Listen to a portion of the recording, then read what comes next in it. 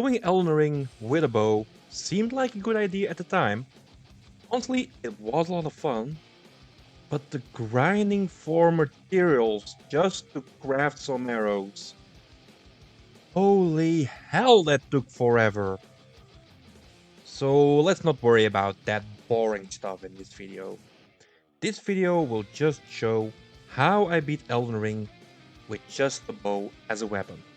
I hope you all enjoy. I picked Samurai as my starting class, just to get those couple of fire arrows early on. Well equipped, Elder Hawkeye sets off into the world. I run around a bit, grabbing some runes to spend them all on arrows and a single upgrade to our only bow. It isn't long before I stumble on one of the issues this run will have. Dodging NPCs. More so than in the Soul series, NPCs in Elden Ring tend to dodge around a lot. And they sure do know how to dodge arrows well. But I persevere and kill most of them in the end. And that's when I stumble on issue 2. It's possible to just keep buying normal arrows instead of crafting them. But every arrow bought is a rune less I can spend on leveling up. And that's even without counting the runes to upgrade the bows themselves. This run might take a wee bit longer than I thought it might. Luckily, there is always stuff to kill in the overworld to get some materials to craft my own arrows. Like I said in the beginning of this video, farming was a major part of completing this challenge. I tried Margit a couple of times, quickly realized it isn't gonna happen anytime soon.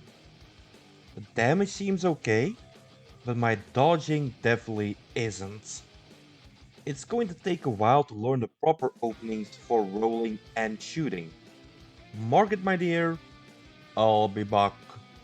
I head over to Khalid for the cookbook on how to craft drop arrows, and I buy some of them in the process. After some farming and some crafting, it's back to Margit. Once the rod takes hold, this fight is over. All that's left to do is dodging and firing the occasional arrow. But even without those arrows, Scarlet Rod would have taken them out eventually. I just sped up the process a little bit. Margate Town. Time for Stormvale Castle. Actually, change of plans. It is during this fight I realized I better put some thought and effort into this build. Time to go get some better equipment. First on the list is Iji, for some somber smithing stones. Those I'll need later. Secondly, a dangerous run from Altus Plateau up to Mount Gilmere just to find this one little siege tower and the treasure it holds. Behold, the pulley bow. A somber 5 I get from the shaded castle. The somber 6 I find near a grace in Mount Gelmir. I upgrade the pulley bow to +6. That's a major early boost in damage. Just one thing missing. The arrow sting talisman, which I get from a siege tower near the impassable bridge in Caelid. I put on all my new bling, and don't I just look amazing? Time to go after Godric again. Same tactic as Margit applies to Godric. Get that Scarlet Rot proc as soon as possible, please. And guess what? It doesn't reset for phase 2. Wonderful! Scarlet Rot keeps ticking away. All I need to do now is survive and whittle down his health with arrows. Not a problem. Between the rot and a decent damage from the +6 pulley bow, the first Remembrance boss goes down. Radal next? Sounds like a plan to me. My damage against him is fine, but it appears so is his damage against me. I'll revisit this one later. Raya Lucaria, Red Wolf, and Renala. This should be doable. Red Wolf did manage to take me down a couple of times, mainly because of shitty dodging on my end, but with this amount of damage, it doesn't take long before the wolf goes down. Tracking the right people to shoot in Renala stage 1 is annoying. Combine that with the fact I have to get her down 4 times, and I was stressed out before stage 2 even started. But I did make it to stage 2, however briefly. After that failed attempt, I go on a rampage for runes. Omen Killer, down. Demi-Human Chiefs, down. Tree Sentinel, Agil, Bloodhound Terrawall, Knights Cavalry, them and many others, all down. Obviously, not everything goes to plan. I did lose to some bosses a couple of times, but I never should have gotten here so soon. Let's just do Renala again. Okay, fine. Guess I won't be doing Renala right now. I'll get to her at some point. Just you wait and see. It seems like Radahn is doable right now though. Okay, granted. Scott Rod carried me here as well. But it's Radahn. What did you expect me to do? Fight him fair and square with just a bow? No, thank you. It's a matter of pride to me that I kill Renala. It takes a further 2 attempts, but with the extra damage and levels, I finally managed to bring down the Moon Sorceress. That's 3 Remembrance bosses down. For Draconic Tree Sentinel, I work out the wonderful little cheese. Get in close, get the poison proc, run like hell, so I lose the aggro. As you can see, it's not without risk. It takes a couple of attempts to get it right, but in the end, the Sentinel goes down and the capital is now open to me. I honestly wish I could tell you all more about Lindell, but it's barely worth mentioning. I got through it with a minimum in pets. Even Godfrey at the end wasn't an issue. Getting him from one end of the room to the other end and steadily taking down his health on the second attempt worked great. That leaves good old Omen King in his area. Again, second attempt. Now for this fight I did summon in Archer Spirit Ashes, but they died halfway in. They did give me an opportunity to take down a large chunk of his health. In the end, it was a matter of me or him who would die first. Thanks to some good dodges and creating some distance, I triumphed over Morgoth. Castle Sol is my next port of call. Time to kill the commander. Now I play like an idiot at times, but I'm not that massive of an idiot to take him head on. I use my very special blend of cheese. If you hop on the barricades and aim down the second little hole, you can hit him from outside his arena. You do get aggro, but he has no way to get to you. So once again, Poison and Rot take out the boss. It may take forever, but it is the easiest boss fight of this entire run, where it should have been one of the hardest. Patience is indeed a virtue. And so is cheese. And now, we come to the fight that gave me the most trouble in this run. I didn't expect Fire Giant to be an issue, but he was. Oh lord, how he was! This is a point where the challenge became a real test of endurance. Not just the fight, but the sheer amount of farming for arrow materials between those attempts. If you want to see all the deaths I suffered by the hands, feet, and fireballs of the giant, be sure to check out the death videos from this run.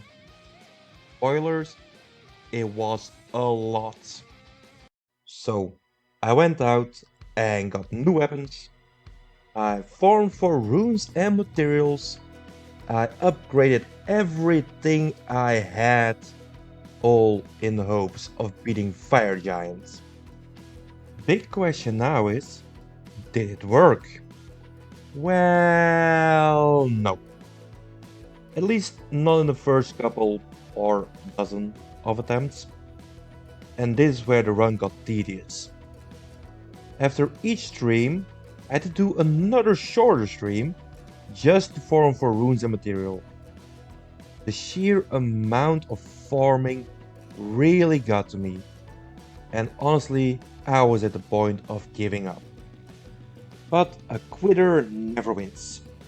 So I decided to do what I do best: procrastinate. I went out and did a bunch of bosses instead of fire giants. Valiant gargoyles fell in a couple of attempts. The same can be said for Estelle and his brother. I even went out of my way to wipe out some guardian spirits and upsetting the natives by doing so.